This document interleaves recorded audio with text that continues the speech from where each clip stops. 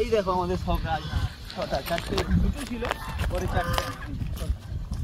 তখন দা আমি ভাবছিলাম যে তাড়াতাড়ি করে গাড়ি চালিয়ে যাবো, ছোট বড় নানা রকম। এই যে সাবাস, এই ট্যাংরা মাছ এত বড়, ট্যাংরা মাছ। ও বাবা, আরে বাবা, পার্সে মাছ। সাবাস সাবাস, এটাও তো পার্সে মাছ। ওরে বাবা, সব ড্রাগন গাছ লাগানো হয়েছে। ওই দেখ ব্ল্যাক সোয়ানটা কি বলছে। ব্ল্যাকি কি বিস্কুট নিলে ভালো হতো।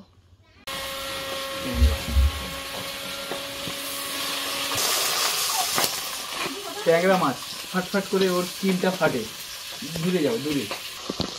এই সাইজের ট্যাংরা আমাদের পুকুরে তপনদা ধরে, জালেই পড়লো, জালেই পড়লো। আর তার সঙ্গে পার্সের সাইজ, গল্লার সাইজটা একটু ছোট হলেও মোটামুটি ঠিক।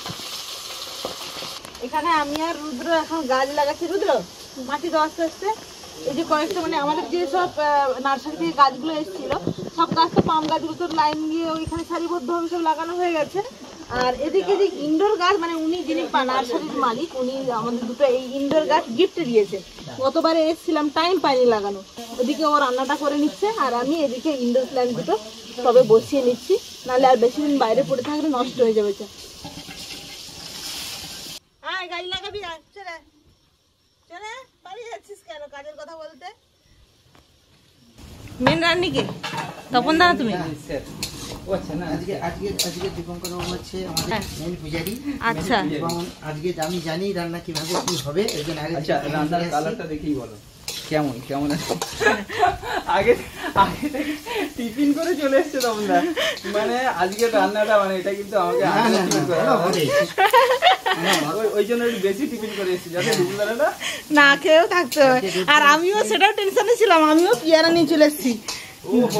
না ঠিক আছে, আমার দলে আমি আর অরুণদা আছি, আমরাই খাবো, তোকে দিয়ে একবার বেশি দুবার কেউ চায় তখন কথা হবে, এখন আমি কিছু বলছি। আচ্ছা, অপূর্ব, অসাধারণ। আগে প্রফেশনাল রান্নার বড়।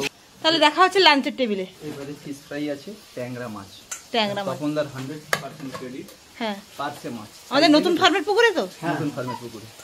বাহ, ট্যাংরা আর পার্সের সাইজ দেখলেই বুঝতে পারবে। চলো আমরা এখন পেয়ারা মাখাবো, পেয়ারার চাট হবে। রথিন হেল্প কর। এখন পেয়ারা আমরা চাট বানাবো। অপূর্ব, অসাধারণ, খুব সুন্দর, দারুণ রান্না করেছে।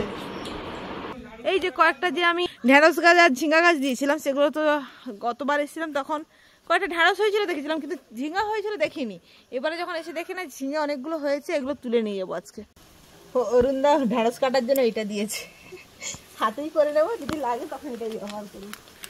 জায়গাটা ধর, কত ঢেঁড়স হয়েছে।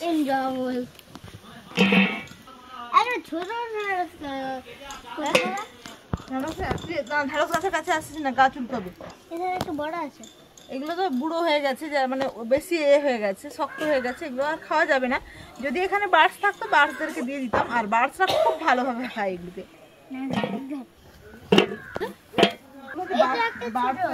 এই তো ছোট ছোট, একদম খুব ছোট, ওটা তোলা যাবে না, ওটা খুব ছোট। ওটা আমি হুম, আমি ওই তো একটা বড় ধরতে যাবো না, একটা আরো বড় হতে হবে। হাত মানে গতবারে এসেছিলাম তখন দেখেছিলাম হয়নি। অরুণদা এটা দিতে হবে, তুমি কাটতে পারছি না। কই রে গামলি নিয়ে আয়। ওহো, তোমার গামলি আরো বড় করতে হবে। এই না, আর এইদিকে আছে পোকা হয়েছে দাদা, কি করবে গো? এই দেখো, না এটা আমি পারবো না। ওই তো ওখানে একটা হয়ে আছে পাতার মধ্যে, তো হয়েছে, হয়নি সার বীজ কিছুই দেওয়া হয় না, একা এত সবজি। আমার গামলি পুরো ভর্তি হয়ে গেছে, কত সবজি হয়েছে, গাছগুলো মরে যাবে এভাবে। ঢেঁড়স আর সবজি, গামলি ভর্তি হয়ে গেছে। ব্যাগে ভর্তি করে দেবে, কাকদিন নিয়ে যাবো। কি পারবো, আমার বুড়ো হয়ে গেছে মনে হয়, খাওয়া যাবে আর?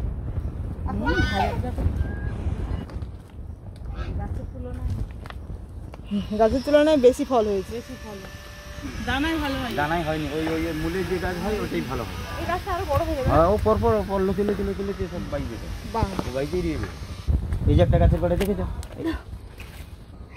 দাদার অস্ত্র এটা, একটা বড় ছুরি করবে জাস্ট। ও মিস্ত্রিরা কাজে নিয়েছে।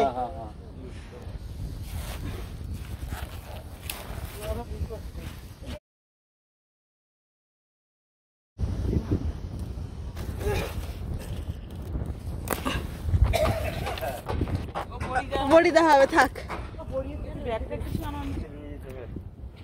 পেয়ারা গাছ না পাতাবাহারের গাছ বুঝতেই পারবে না, সাধু লাল আঁশফলের গাছ। আর একটু বড় বড় হবে, একদম রসালো, আর কি সুন্দর টেস্ট।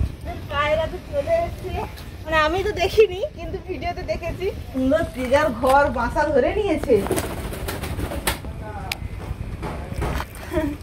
আমলকি গাছ হবে বলে মনে হচ্ছে।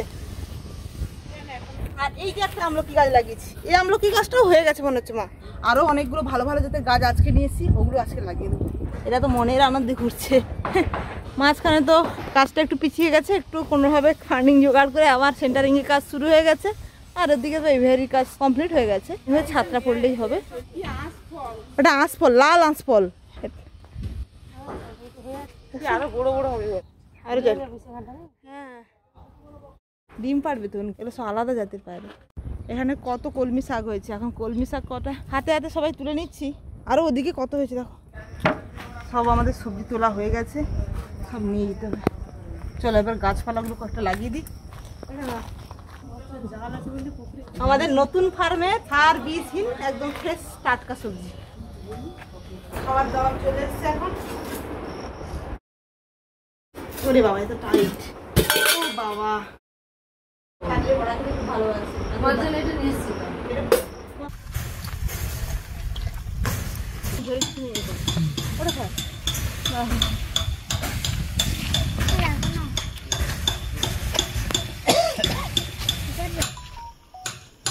আতা গাছ না রুদ্র, তোর ফেভারিট আতা না? আতা গাছ এটা হয়েছে। রুদ্র এদিকে আয়।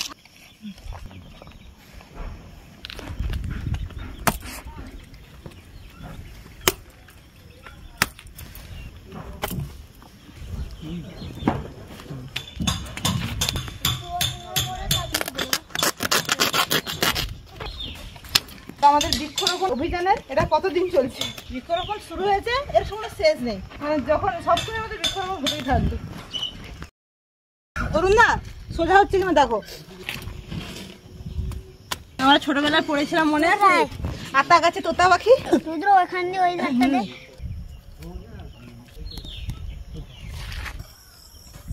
চারিদিকে অন্ধকার হয়ে গেছে, আমাদের ফার্মের লাইটও জ্বলে গেছে। এখন আমাদের গাছ লাগানো চলছে। ওইদিকে ওর গাছ লাগাচ্ছে, লাইট দেখাচ্ছে, আর বাবু মানে গর্তগুলো খুলে দিচ্ছে, আর আমি এই যে গাছগুলো লাগিয়ে গোড়ায় মাটি দিচ্ছি। এই শাড়িটা পুরোটা এখানে আম, জামরুল, আর এটা হচ্ছে লাল আঁশফলের গাছ, এটাও জামরুল। আর ওই শাড়িটা আমাদের এই যে ছোট এভিয়ারি, এই সামনেটা লাল ইন্ডিয়া আতা গাছ, কাঁঠাল গাছ, এগুলো বসিয়ে দেওয়া হয়েছে। অন্ধকার হয়ে গেছে, ফ্ল্যাশ লাইট জ্বলে। দারুণ পিঠা। এমনিতে আমি খুব একটা পছন্দ করি না, কিন্তু এই পিঠাটা এত ভালো লাগে। এটাকে বলে পোড়া পিঠে, বাঙালিদের একটা ফেমাস।